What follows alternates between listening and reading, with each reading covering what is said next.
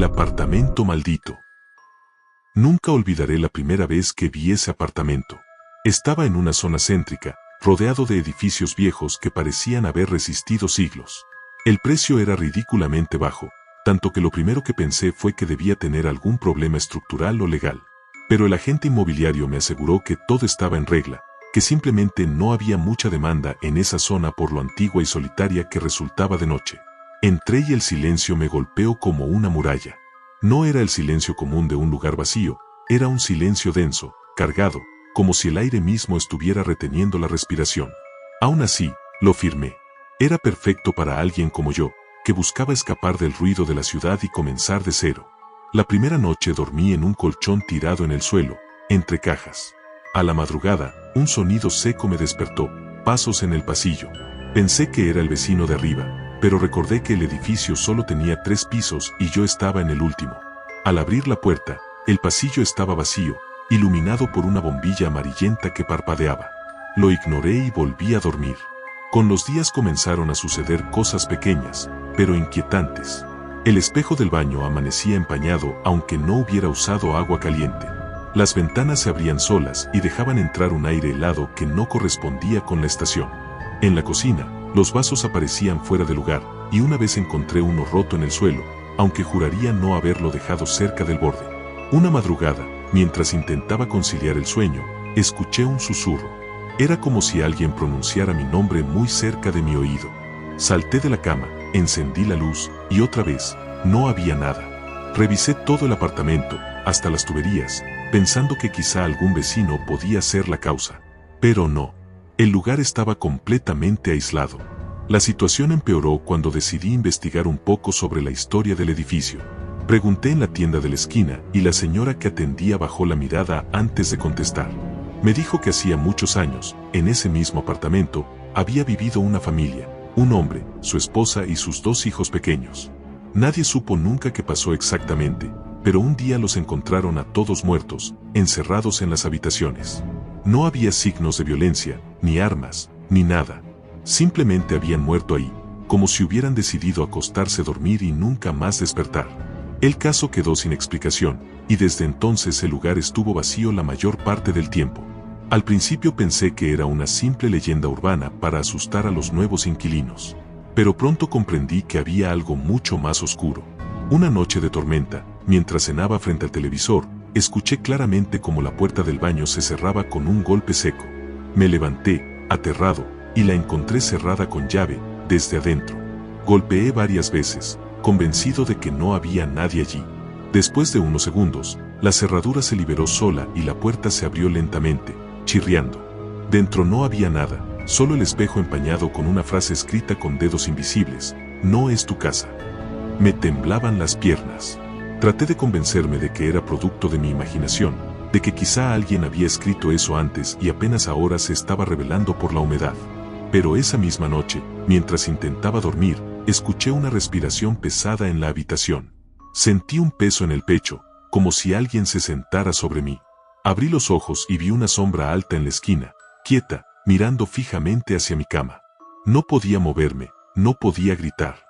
Solo podía observar cómo aquella silueta se deslizaba lentamente hacia mí, hasta que el relámpago iluminó la habitación, y desapareció. A partir de ese momento, las manifestaciones fueron cada vez más violentas. Los cajones se abrían solos, las luces se apagaban en plena madrugada, y los pasos en el pasillo ya no eran ocasionales, eran constantes, como si alguien caminara arriba y abajo esperando a que saliera a mirar. Una vez me atreví a quedarme en el pasillo oscuro, armado con un bate de béisbol. Escuché los pasos acercarse, pero no vi nada. Sin embargo, el piso crujía bajo un peso invisible justo frente a mí. El miedo se transformó en obsesión. Compré cámaras y las instalé en varias habitaciones. La primera noche de grabación, revisé los videos al amanecer. En la sala, a las 3 de la mañana, se veía como las sillas se movían solas, como arrastradas por manos invisibles. En otra cámara, en el pasillo, aparecía fugazmente la silueta de una niña pequeña, con el cabello enredado y vestida con algo parecido a un camisón. No duró más de 2 segundos, pero lo suficiente para helarme la sangre. Intenté mudarme. Empaqué algunas cosas, llamé a una empresa de mudanzas, pero cuando llegaron, la camioneta se descompuso justo frente al edificio. El motor no encendía, y el chofer, nervioso, juraba que había visto una cara pegada en la ventana de mi apartamento.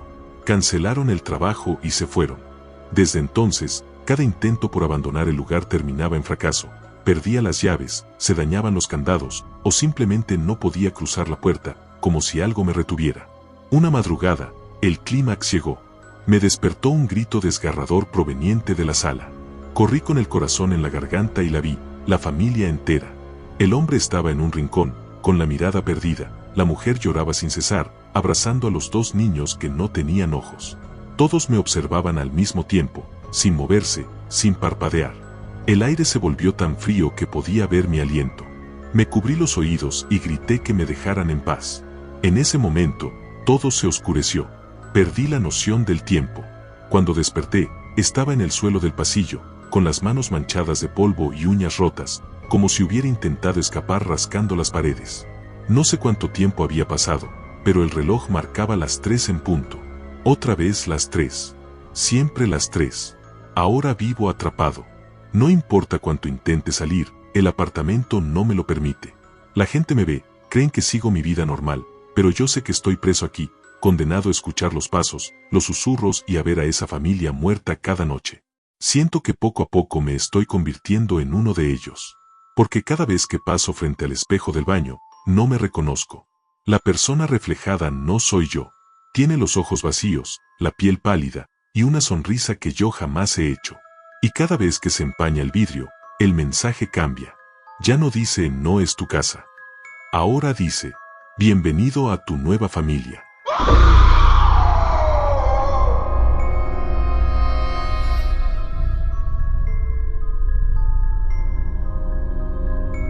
El último viaje en carretera. Nunca pensé que un viaje de regreso a casa terminaría por convertirse en la peor pesadilla de mi vida. Todo comenzó una madrugada, después de salir del trabajo. Tenía que recorrer poco más de 3 horas de carretera, y aunque estaba cansado, decidí no detenerme. Había hecho ese trayecto muchas veces, y conocía cada curva, cada tramo. O al menos eso creía. La noche estaba oscura, sin luna. Apenas si las luces de mi carro iluminaban unos metros adelante. Encendí la radio para no quedarme dormido, pero la estática llenó los parlantes. Moví la antena, cambié de estación, nada. Solo un zumbido molesto, como un murmullo constante. El silencio de la carretera era peor, así que dejé el volumen bajo, aunque me irritara.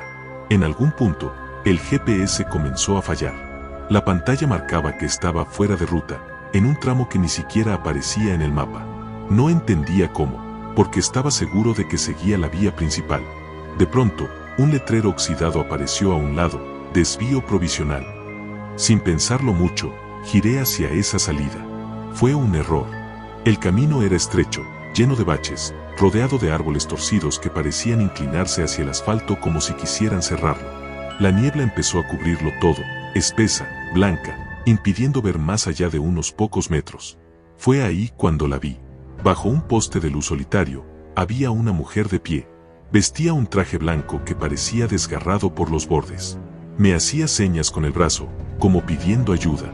Reduje la velocidad, pensando que quizá había tenido un accidente. Pero al acercarme, desapareció. No se fue corriendo, no se escondió, simplemente se desvaneció ante mis ojos. El corazón me dio un vuelco. Frené bruscamente y miré por todos lados. Nada. Silencio. Solo la niebla moviéndose como humo espeso. Estoy cansado, me repetí, es solo mi imaginación. Respiré hondo y seguí. Pero a unos kilómetros, volvió a aparecer.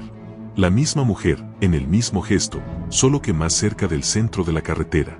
Esta vez la vi más claramente. Tenía el cabello negro cubriéndole el rostro, y la tela de su vestido estaba empapada, como si acabara de salir de un río. Pisé el acelerador y pasé de largo. Pero mientras lo hacía, juro que la vi girar la cabeza hacia mí. Sus ojos no tenían pupilas.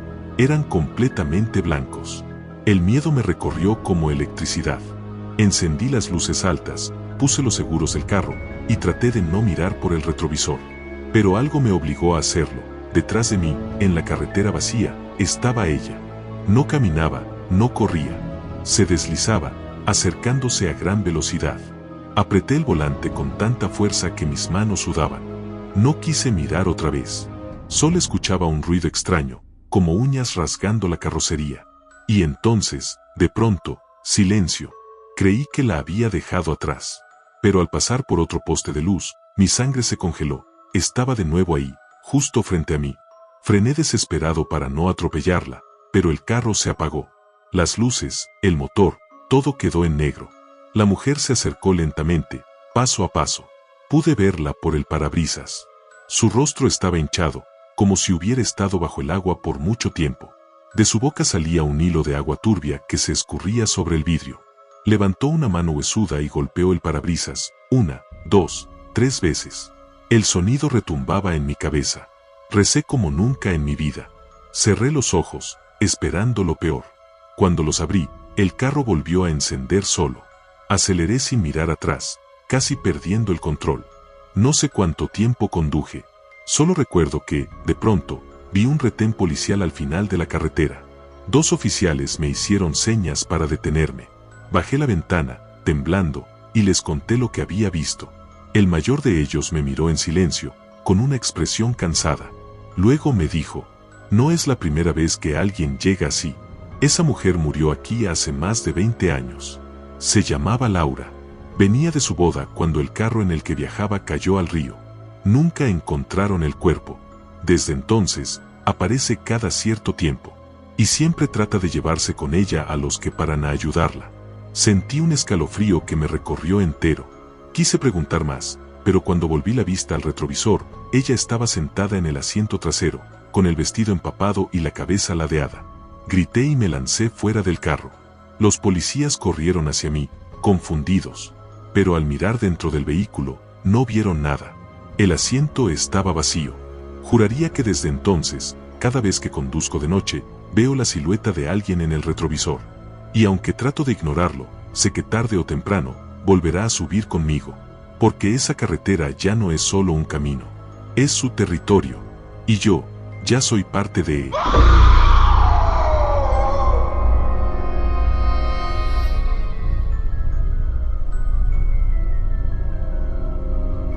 La funeraria. Siempre pensé que trabajar en una funeraria sería un empleo tranquilo, silencioso, quizás solitario, pero estable.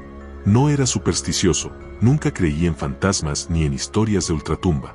La muerte me parecía simplemente parte de la vida, nada más. Pero después de lo que viví, ya no pienso igual. Comencé a trabajar allí por necesidad.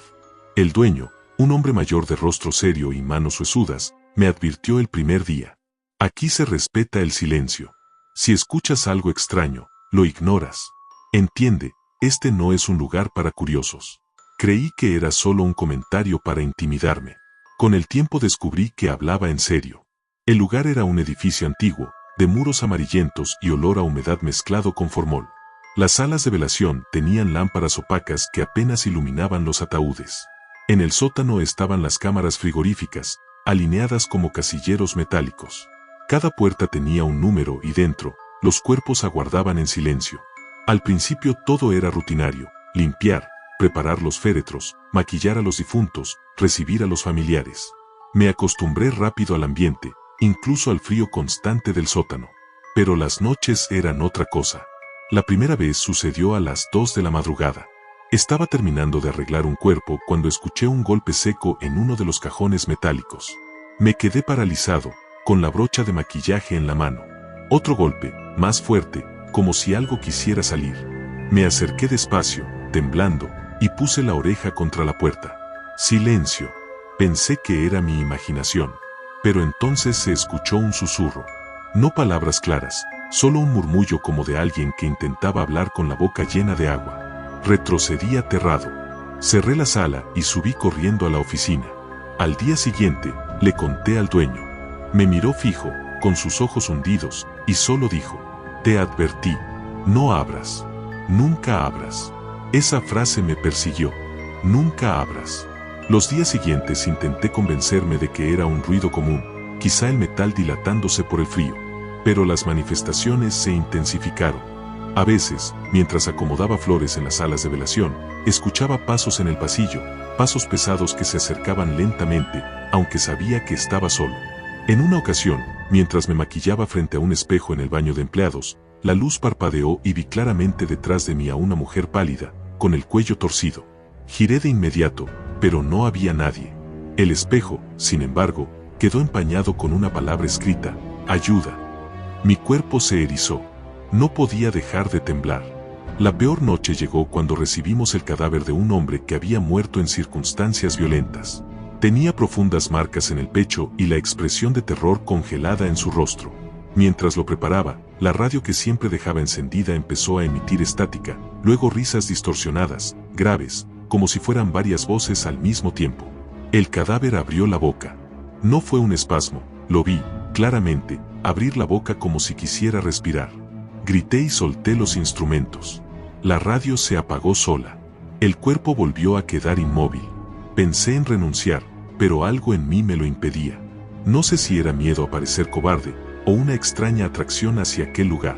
Cada noche regresaba con más ansiedad, más pendiente de cada sombra, de cada ruido. Un día, revisando archivos antiguos en la oficina, encontré recortes de periódicos guardados en una carpeta. Eran sobre la funeraria misma. Décadas atrás, cuando apenas iniciaba, varios empleados desaparecieron sin dejar rastro. Todos coincidían en algo: habían desaparecido de noche, cuando estaban solos. Nunca se resolvió. El dueño, al descubrir que había leído esos papeles, me quitó la carpeta de las manos y dijo: aquí los muertos no descansan. Aprenderás a convivir con ellos, o ellos te reclamarán. Esa misma noche lo comprobé. Estaba solo en la sala principal, revisando que todo estuviera listo para un velorio del día siguiente. Las luces se apagaron de golpe. Corrí al tablero de electricidad, pero antes de alcanzarlo, escuché cómo los cajones del sótano comenzaban a golpear uno tras otro, como una sinfonía macabra. Boom, boom, boom. Los golpes eran rítmicos, coordinados. Subí las escaleras corriendo, pero la puerta estaba cerrada con llave desde afuera. No podía salir.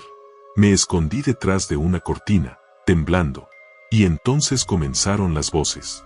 No eran susurros esta vez, eran gritos desgarradores, cientos de voces mezcladas que clamaban nombres, llantos, súplicas. El aire se volvió helado.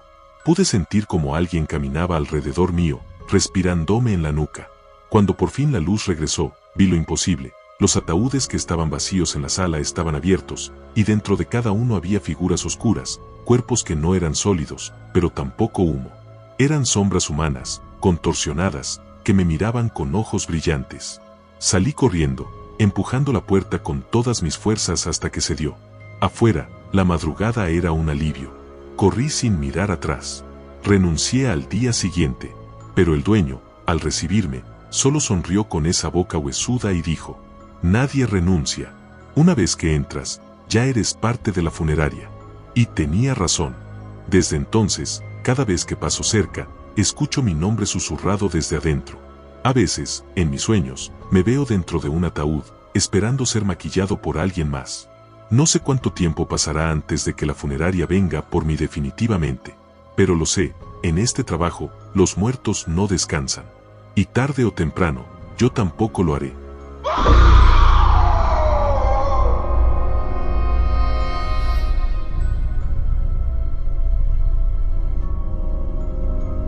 El bosque de los colgados.